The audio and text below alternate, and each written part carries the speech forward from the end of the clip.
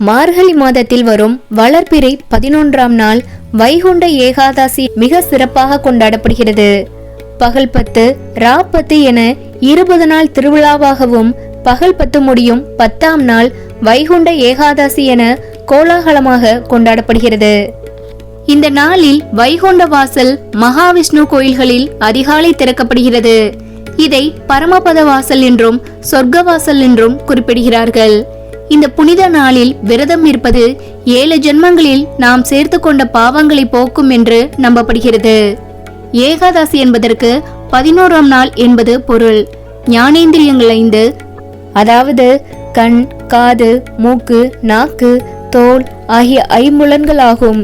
இவை வெளி உலகத்திலிருந்து ஓசை, ஒளி, சுவை, மனம், தொடு உணர்வு போன்ற தகவல்களை பெற்று அறிவை கிரகிக்கும் உறுப்புகள்.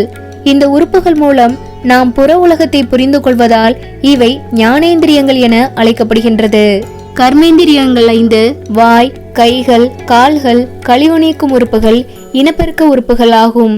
இந்த 10ம் மனம் என்ற ஒன்றுடன் சேர்ந்து 11ம் பகவானிடம் ஈடுபடுவதே ஏகாதசி விரதமாகும். அந்நாளில் பகவானை மட்டுமே நினைத்து அவன் புகழ் பாடி விரதம் இருந்தால் மனக்கவலைகள் விலகி மகிழ்ச்சியான வாழ்க்கை ஏற்படும் என்று சொல்லப்படுகிறது. இப்படி உடலாலும் உள்ளத்தாலும் பெருமாளுடன் ஒன்றி உபவாசம் இருப்பதையே ஏகாதசி புண்ணிய தினம் வலியுறுத்துகிறது. மனிதர்களின் ஓராண்டு தேவர்களுக்கு ஒரு நாள் ஆகும். அதன்படி மார்கழி மாதம் தேவர்களுக்கு விடியற்காலை நேரமாகும். இது மகாவிஷ்ணு அரிதுயிலிருந்து விழித்தெழும் மாதமாகும். எனவேதான் இந்த மாதத்தில் வரும் ஏகாதசி தனி சிறப்பு பெறுகிறது. மார்கழி மாதம் அதிகாலையில் எழுந்து திருப்பாவை பாடி பெருமாளை பின்தொடர்பவர்களுக்கு சொர்க்கத்தில் இடம் கிடைக்கும் என்கின்றன புராணங்கள். அந்த நாளில் மகாவிஷ்ணுவை மட்டுமே மனதில் நினைத்து கொண்டு எதுவும் சாப்பிடாமல் இரவில் கண் விழித்து விரதம் இருப்பவர்களுக்காக சொர்க்கவாசலை திறந்து வைத்துக் கொண்டு காத்திருக்கிறார் இறைவன். மாதத்திற்கு 2 ஏகாதசி என ஆண்டிற்கு 24 ஏகாதசி விரதம் இருந்தாலும் மார்கழி மாதம் வளர்பிறையில் வரும் ஏகாதசி விரதம் வைகுண்ட ஏகாதசி என்ற பெருமைக்குரியது. இந்த நாளில்தான் சொர்க்கவாசல் எனப்படும் பரமபத வாசல் திறக்கப்படுகிறது. வைகுண்ட ஏகாதசி நாளில் மட்டும் சொர்க்கவாசல் திறப்பது ஏன்? பிற நாளில் சொர்க்கவாசலை மூடியிருப்பது ஏன்? இந்த கேள்வி பலருக்கும் உண்டு. இந்த கதைக்கு செல்லும் முன்பு ஏகாதசியை பற்றி தெரிந்து கொள்ள வேண்டும். தீபாவளி, கந்தசஷ்டி என பல பண்டிகைகள் அசுரவதத்தை முன்னிலைப்படுத்தியே கொண்டாடப்படுகின்றது. வைகுண்ட ஏகாதசி பண்டிகையும் அப்படி ஒரு அசுரனை வதம் செய்த நாளாக தான் உள்ளது. 2 அசுரர்களை முன்னிட்டு தோன்றியது வைகுண்ட ஏகாதசி. முற்காலத்தில் பிரம்மாவுக்கு ஏற்பட்ட அகங்காரத்தை ஒடுக்க நினைத்த மகாவிஷ்ணு தன் காதுகளிலிருந்து மது மற்றும் கைடபர்கள் என்ற 2 அசுரர்களை வெளிப்பட செய்தார். அவர்கள் பிரம்மாவை கொல்ல முயன்ற போது அவர்களை தடுத்த மகாவிஷ்ணு பிரம்மாவை விட்டுவிடும்படியும் அவர்கள் கேட்கும் வரத்தை தருவதாகவும் கூறினார். அந்த அசுரர்கள் மகாவிஷ்ணுவிற்கு வேண்டுமானால் தாங்கள் வரம் தருவதாக கூறினர். மகாவிஷ்ணுவும் தன்னால் அவர்கள் வதம் செய்யப்பட வேண்டும் என்ற வரத்தை கேட்டார். அசுரர்களானாலும் கொடுத்த வாக்கை காப்பாற்ற நினைத்த அசுரர்கள் தங்களை சமாளித்துக் கொண்டு, பகவானே, ஒரு விண்ணப்பம், தாங்கள் 1 மாதம் எங்களுடன் யுத்தம் செய்ய வேண்டும், அதன் பிறகே நாங்கள் சித்தி அடைய வேண்டும் என்று வேண்டினார்கள்.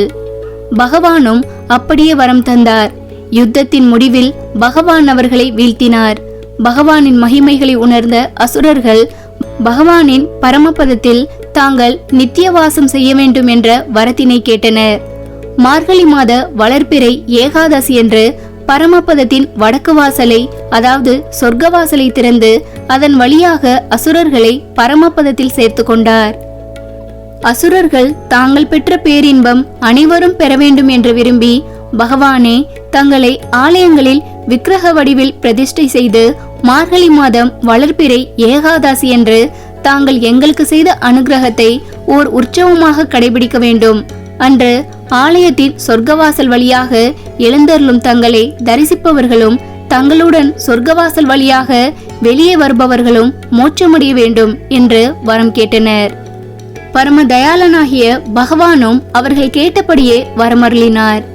இதன் பொருட்டே பெருமாள் ஆலயங்களில் சொர்க்கவாசல் இன்றும் திறக்கப்படுகிறது.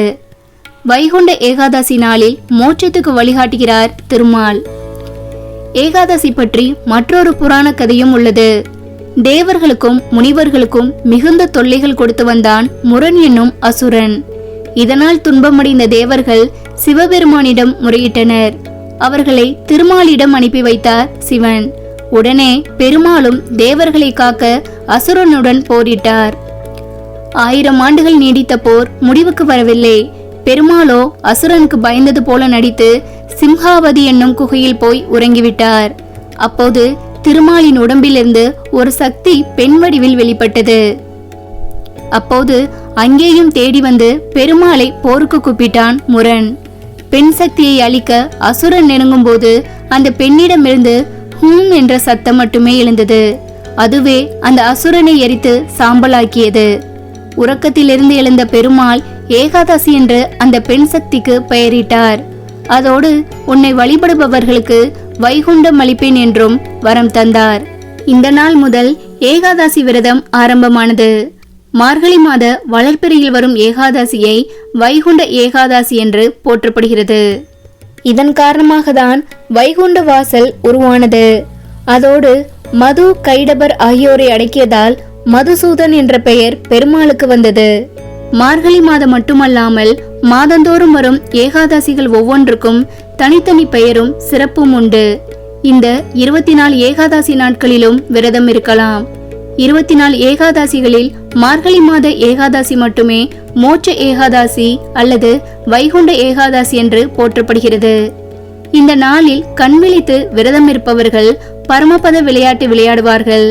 அந்த விளையாட்டில் பாம்பும் ஏணியும் முக்கியத்துவம் பெறுகிறது.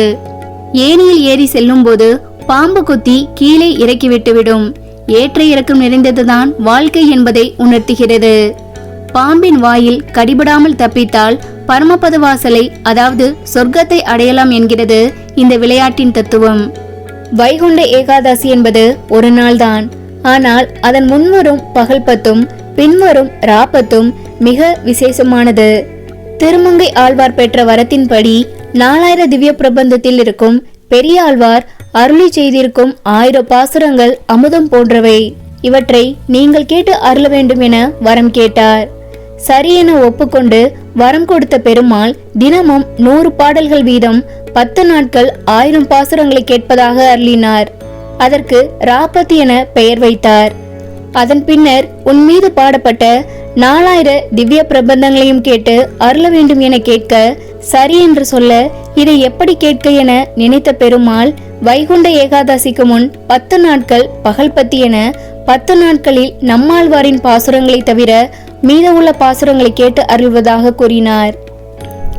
வைகுண்ட ஏகாதசியை முன்னிட்டு பெருமாளை தரிசிக்க பக்தர்கள் தசமி அன்றும் ஏகாதசி முழுவதும் விரதம் இருப்பதோடு ஏகாதசி பகல் இரவில் தூங்காமல் கண்விழித்து பெருமாளின் பாசுரங்களை கேட்டு பெருமாளை சேவித்து அவனின் அருளை பெற பக்தர்கள் வைகுண்ட வாசல் வழியாக வரும் பெருமாளை தரிசித்து சொர்க்கவாசல் வழியாக நுழைந்து தரிசிக்க மோட்சம் கிடைக்கும் என்பது ஐதீகம். ஏகாதசி விரதம் இருப்பது அஸ்வமேத யாகம் செய்த பலனை தரும் என புராணங்கள் சொல்கின்றது. மாதங்களில் நான் மார்கழி என்று கிருஷ்ணர் கூறியதால் மார்கழி மாத வளர்பிறை ஏகாதசி மிகவும் புனிதமாக கருதப்படுகிறது. வைகுண்ட ஏகாதசி இறைவனை சரணடைந்து மன தூய்மையுடன் வழிபட கிடைக்கும் ஒரு மகத்தான வாய்ப்பாக கருதப்படுகிறது.